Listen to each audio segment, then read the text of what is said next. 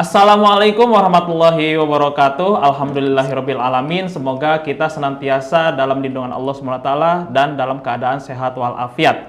Kembali lagi bersama kita yaitu Tarjih Menjawab bersama saya Ilham Ibrahim selaku host. Adapun pada kajian kali ini kita akan membahas tentang fikih perlindungan anak. Bersama kita telah hadir Ibu Lailatis Syarifah yang akan bertindak sebagai pemateri. Bagaimana Bu puasa hari ini? Alhamdulillah. Bagaimana dengan aktivitasnya? Ya, lancar. Sama ya? Sama, alhamdulillah. Baik, kita mulai saja. Ibu Lailatis bisa diterangkan apa latar belakang dari Muhammadiyah itu menyusun fikih perlindungan anak? Ya, sejarah sudah mencatat ya bahwa Muhammadiyah memang sangat perhatian terhadap anak sejak berdirinya. Contohnya ada Bustanul Atfal, ada panti asuhan, ada lembaga kesejahteraan sosial anak. Nah, ini juga berdasarkan spirit Al-Quran ya. An-Nisa ayat 9, وَلْيَخْشَى الَّذِينَ لَوْ تَرَكُوا مِنْ خَلْفِهِمْ ذُرِّيَّةً ضِعَافًا خَافُوا عَلَيْهِمْ, di mana kita diingatkan untuk tidak meninggalkan keturunan kita dalam keadaan lemah, baik lemah iman, lemah ekonomi. Kalau di ayat ini memang konteksnya ya, tetapi maknanya tidak hanya lemah ekonomi begitu, tetapi juga spiritualitas, fisik dan lainnya. Kemudian juga dalam At-Tahrim ayat 6 kita diingatkan untuk qu anfusakum wa ahlikum naro, menjaga diri kita dan keluarga kita dari api neraka. Nah, neraka di sini bukan hanya neraka akhirat tetapi juga neraka dunia. Maka anak kita upayakan agar terhindar dari berbagai macam persoalan yang menghalangi tumbuh kembangnya, atau neraka tumbuh kembang anak begitu ya, neraka dunia. Maka disinilah latar belakang kenapa fikih perlindungan anak itu lahir. Nah begitu ya, yang isinya nanti tentang nilai dasar, prinsip umum, kemudian tuntunan praktis bagaimana perlindungan terhadap anak. Oke, berarti karena seperti biasa di fikih-fikih Muhammadiyah sebelumnya, memang penyusunan fikih itu ada nilai-nilai dasar dan prinsip-prinsip umum. Betul. Nah, bagaimana dengan fikih perlindungan anak ini, Bu? Apa nilai-nilai dasarnya dan apa juga prinsip-prinsip umumnya? Oke, kalau nilai dasarnya ada 3 ya. Ada tauhid yang artinya ya hanya Allah yang disembah, keesaan Allah. Kemudian ada al-adalah, keadilan. Kemudian ada maslahah, kemaslahatan. Nah, dari 3 nilai dasar ini lahir prinsip-prinsip umum. Dari tauhid lahir atau turunannya gitu ya, prinsip umum itu adalah bagaimana al-karamah al-insaniyah, bagaimana manusia itu semuanya dimuliakan karena kita sama-sama menyembah kepada Allah Subhanahu wa taala, maka seluruh manusia itu sama mulianya di hadapan Allah Subhanahu wa taala. Anak tidak lebih mulia daripada orang tua tidak lebih mulia daripada anak, begitu. Itu yang pertama. Kemudian yang al-adalah itu turunannya, prinsip umumnya adalah al-musawah atau hubungan kesetaraan. Maka tidak boleh membedakan anak gitu ya berdasarkan misalnya jenis kelamin dan sebagainya, semuanya sama di hadapan Allah Subhanahu wa taala. Sikap kita terhadap anak juga setara.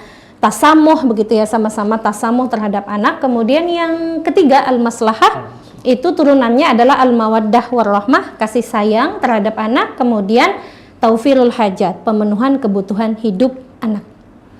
Oke, berarti itu tadi nilai-nilai dasar dan prinsip-prinsip umum di dalam fikih perlindungan anak. Ya. Lantas bagaimana Islam itu memandang posisi anak itu seperti apa, Ibu? Ya, oke. Dalam Al-Quran ya, kita mengambilnya dari Al-Quran di buku fikih perlindungan anak itu, kata yang dominan disebutkan ibnun dengan derivasinya, ada banu, ada bani, ada abna. Kemudian yang kedua itu zuriyah. Kemudian yang ketiga walad ya, dengan berbagai macam derivasinya juga. Walad itu wildan atau aulad. Nah, masing-masing ini punya makna. Kalau ibnun itu kan berarti kata dasarnya sama dengan bana yabni ya. Maka ini menunjukkan bahwa anak itu harus memiliki fondasi yang kuat untuk tumbuh berkembang begitu ya. Baik akhlaknya, keimanannya maupun hal-hal lainnya, kepemimpinannya dan sebagainya. Kalau dzurriyah itu kan sebenarnya kalau kita tarik kata dasarnya adalah bibit gitu ya. Nah, maka maknanya anak itu semuanya berpotensi untuk menjadi bibit unggul. Maka kita sebagai orang tua lah bagaimana merawat bibit ini agar memenuhi potensinya sebagai potensi bibit unggul gitu ya. Jadi tidak ada anak itu yang tidak unggul gitu. Kalau walad, maka ini maknanya bahwa anak perempuan maupun laki-laki itu setara di hadapan Allah Subhanahu wa taala karena mereka dilahirkan dengan cara yang sama, penuh perjuangan, bahkan tumpahan darah ya, bukan pertumpahan darah perang, tapi maksudnya ibu itu kan berdarah-darah begitu melahirkan anak. Maka dua-duanya laki-laki maupun perempuan itu sama pengorbanannya, maka sama juga haknya. Jadi sama-sama tidak boleh ditelantarkan, tidak ada yang boleh ditelantarkan. Kemudian makna lain dari walad adalah mata rantai. Anak adalah mata rantai kehidupan manusia, mereka lah yang akan meneruskan fungsi manusia sebagai khalifah fil ard. Nah, itu mungkin pandangan buku fikih perlindungan anak tentang anak. Oke. Baik, terima kasih Bu Lailatis. Kemudian ada satu kasus nih Bu. Belakangan itu ramai diperbincangkan tentang orang tua yang tidak ingin memiliki anak atau keluarga yang tidak ingin memiliki anak dengan alasan karena takut dunia semakin buruk dan sebagainya. Nah, bagaimana dalam pandangan Islam itu sendiri terhadap pemikiran seperti ini? Ya, sebenarnya memang setiap orang punya hak untuk mengatur keluarganya ya.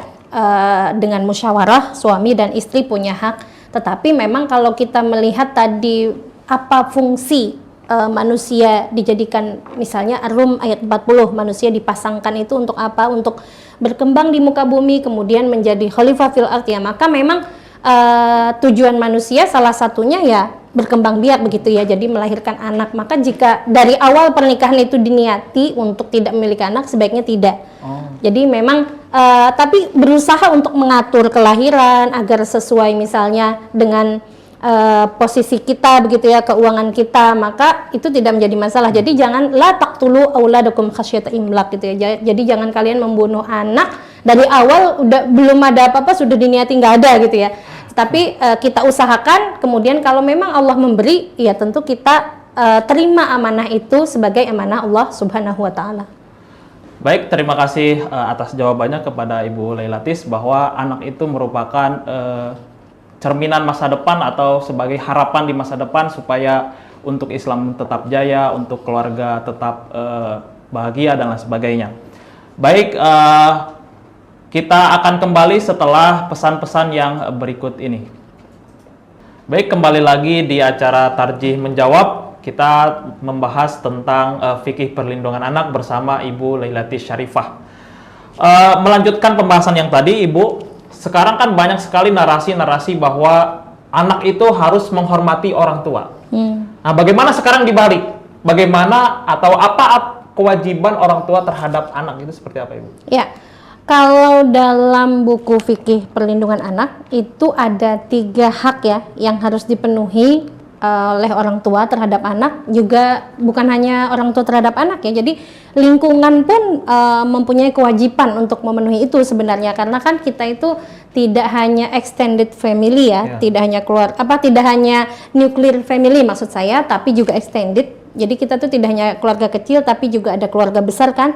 Nah, di situ ada kakek, ada nenek gitu ya. Nah, itu sama-sama memberikan hak anak. Apa saja haknya? Ada 3. Hak hidup dan tumbuh kembang, kemudian yang kedua adalah hak sipil, yang ketiga adalah hak perlindungan. Nah, hak hidup dan tumbuh kembang ini banyak, ada fisik, kemudian juga psikis ya, jadi 2, istilahnya jasmani, rohani.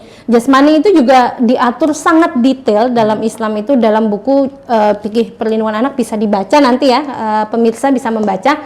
Jadi bahkan dari dalam kandungan, kemudian setelah di luar kandungan, usia golden age, usia remaja itu ada petunjuknya di buku itu. Dalam kandungan misalnya untuk fisiknya anak ya, bagaimana agar gizinya terpenuhi. Jadi dari dini dicegah agar tidak terjadi stunting gitu ya ketika anak lahir. Kemudian bahkan juga ibu itu fisiknya juga harus dijaga.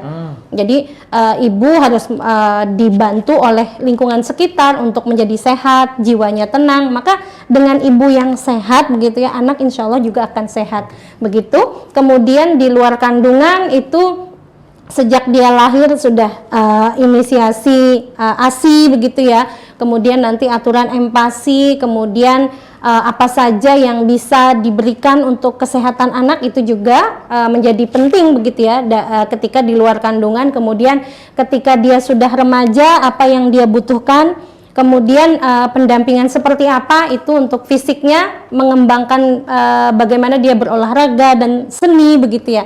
Nah itu fisiknya. Kemudian untuk rohaninya, jasmaninya, maka itu ada kebutuhan ibadah begitu ya. Intelektualnya itu harus juga dipenuhi. Bahkan dalam Islam itu kalau kita amati dengan detail gitu ya, sebelum dia lahir saja Allah dan Rasul itu memerintahkan kepada orang tua untuk mencari pasangan yang soleh. Nah ini bentuk pemenuhan hak anak. Anak itu berhak untuk memiliki orang tua yang baik, orang tua yang soleh. Makanya kan memang kita dikasih pilihan jodoh itu cari berdasarkan kecantikan, ketampanan, bibit, bebet, bobot ya.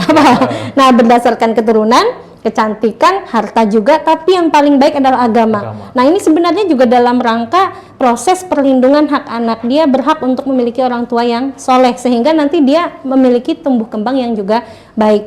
Nah bahkan juga orang tua berhubungan suami istri saja ada doanya begitu. Itu juga bagian dari perlindungan anak begitu ya. Kemudian ketika dia dilahirkan, dia berhak mendapat nama yang baik, disambut dengan ramah begitu ya, itu bagus untuk psikisnya. Kemudian juga didoakan ya kan, kita doakan yang baik-baik, kemudian dilanjutkan nanti pendidikan baik spiritualitasnya maupun intelektualitasnya, sehingga dia berkembang.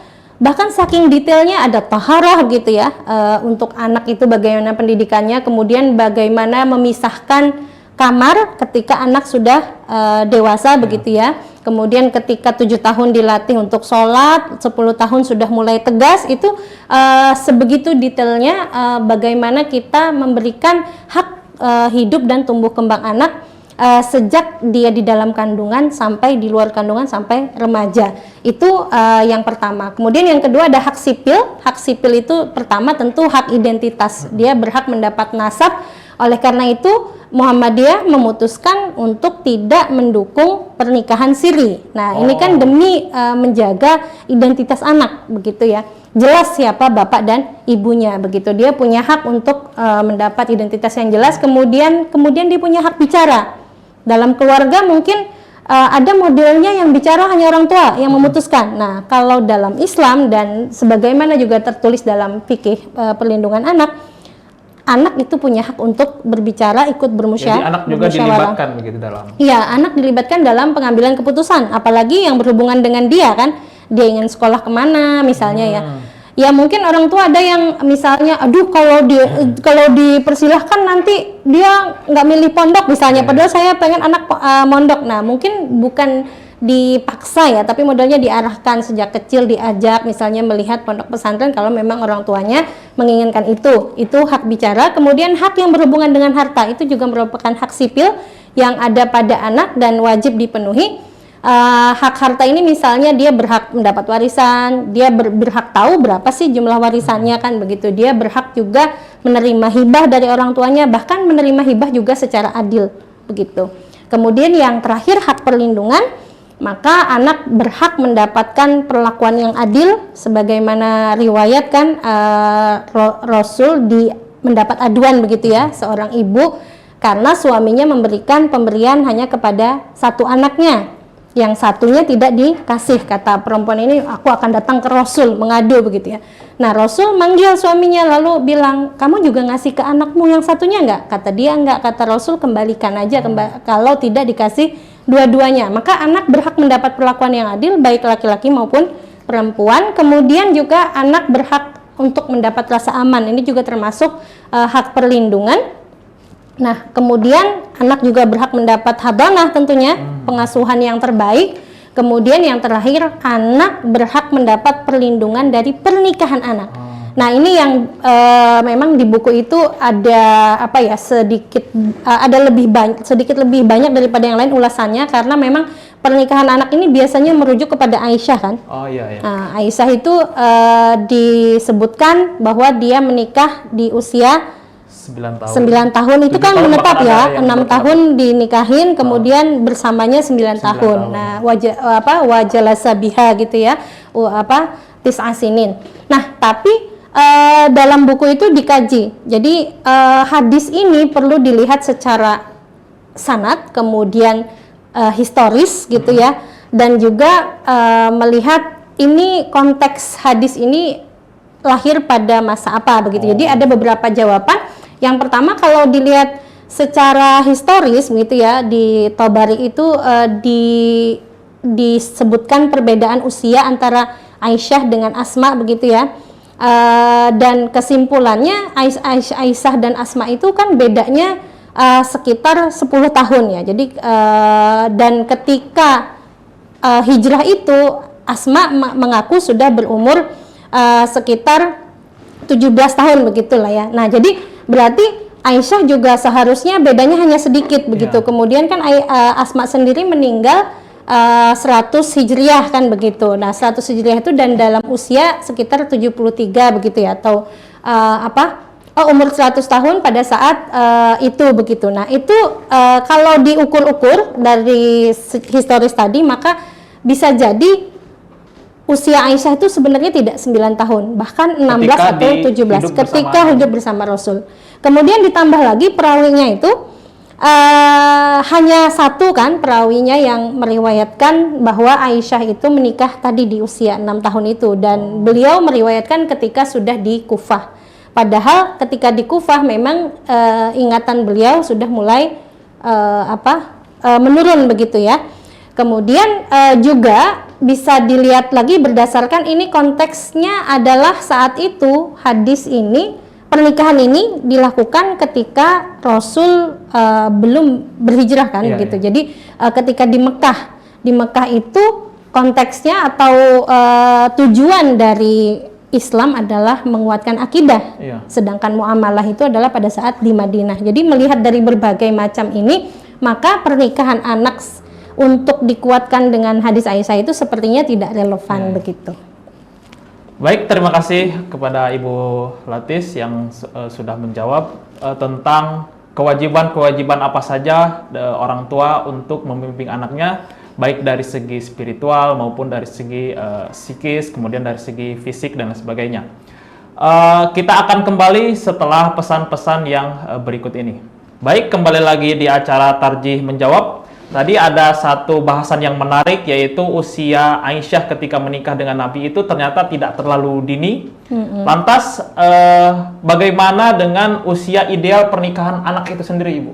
Ya, kalau kita melihat surat An-Nisa ya, ayat 6, di situ dinyatakan wabtalul yatama hatta idza balaghun nikah fa in anastum minhum rusydan fadfa'u ilaihim amwalahum. Nah, dari sini kan berarti anak yatim kalau sudah mencapai usia nikah dan kalau kamu melihat dia rasyid gitu ya, maka berikanlah kepada mereka hartanya. Nah, berarti dari sini memang nikah itu dihubungkan dengan rusdun. Ketika sudah mencapai usia rasyid itu berarti ya lebih dari mumayyiz balik gitu ya. Jadi sudah betul-betul dia bisa memanage kan, karena ini kan hubungannya dengan harta, dia bisa memanage.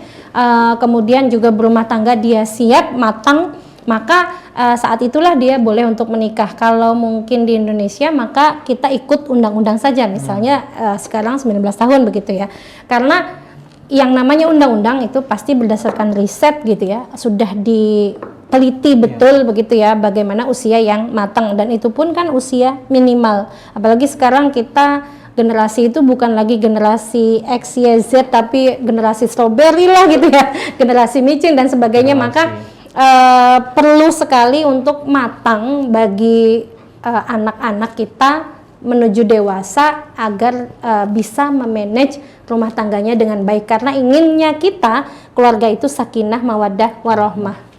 Oke, berarti itu bahwa kita tidak diperkenankan untuk melakukan praktek nikah di bawah umur. Yang diatur dari dalam undang-undang adalah minimal usia anak untuk menikah itu sekitar 19 tahun. Nah, tadi telah membahas berbagai hal tentang anak. Sekarang problem yang mungkin ini juga sangat krusial, yaitu tentang praktek aborsi. Nah, apakah di buku Fikih Perlindungan Anak ini juga dibahas atau seperti apa? Itu merupakan bagian dari tuntunan praktis ya, karena itu kasus yang memang sering terjadi. Nah, kalau di buku Perlindungan Anak itu aborsi kan memang diindukkan ke keputusan Muktamar Tarjih 22 Malang ya 1989. Dari situ kita bisa membedakan pengguguran kandungan itu kan terbagi dua, ada yang alamiah, ada yang dengan sengaja.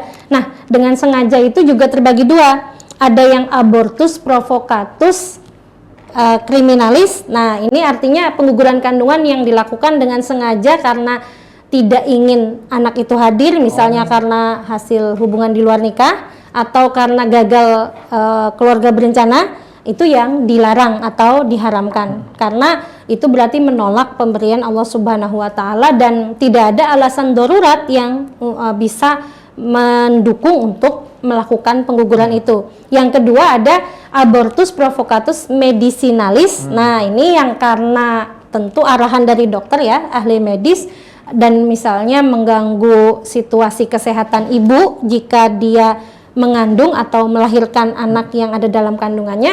Nah, ini yang dibolehkan. Jadi ada dua, kalau secara medis itu boleh, kalau yang dengan sengaja karena tidak ingin itu tidak boleh atau haram. Kecuali mungkin yang tambahan juga yang dianggap bukan dari medis, tapi misalnya ibu akan jelas terganggu jiwanya kalau hamil dan melahirkan karena diperkosa. Ini juga perlu dicek oleh ahli medis juga, itu juga boleh kalau memang dikuatkan dengan ahlinya bahwa jika dia terus mengandung anak itu dia akan kehilangan akalnya atau bahkan ya karena stres berat ya bisa jadi itu malah tidak maslahah untuk si anak. Nah, itu boleh juga untuk menggugurkan, tetapi memang tentu harus atas rekomendasi ahli. Itu yang diputuskan dan ini juga sesuai dengan fatwa Majelis Ulama Indonesia nomor 4 tahun 2005 begitu. Jadi aborsi terbagi dua tadi. Berarti dalam hal ini korban-korban perkosaan itu asalkan atas rekomendasi dokter itu boleh untuk aborsi ya, Bu? Iya. Nah, sekarang bagaimana jika anak itu ada potensi terlahir kurang sempurna begitu, Bu? Apakah itu juga boleh aborsi atau bagaimana? Iya, nah ini kembali lagi ya, kembali kepada tadi rekomendasi dari ahli medis. Karena kan memang kita sebagaimana dalam Al-An'am 151, Al-Isra 31, kemudian juga ada banyak sekali nas Al-Quran, ada At-Takwir 8 sampai 9, itu semuanya melarang untuk membunuh begitu ya, istilahnya meniadakan janin yang sudah ada di rahim begitu ya, karena takut apapun, takut jadi miskin, takut jadi nggak sehat dan sebagainya. Tetapi kalau memang darurat gitu ya, tadi berdasarkan rekomendasi ahli medis maka tentu diperbolehkan. Ad-darurat tubihul mahzurat. Biasanya ada janin yang memang dokter akan memberikan rekomendasi ini sudah tidak bisa diselamatkan, kalau dia lahir pun nanti akan membuat susah dia sendiri untuk berkembang begitu ya, dan biasanya ada usia-usia tertentu agar tidak membahayakan ibu juga untuk menggugurkannya.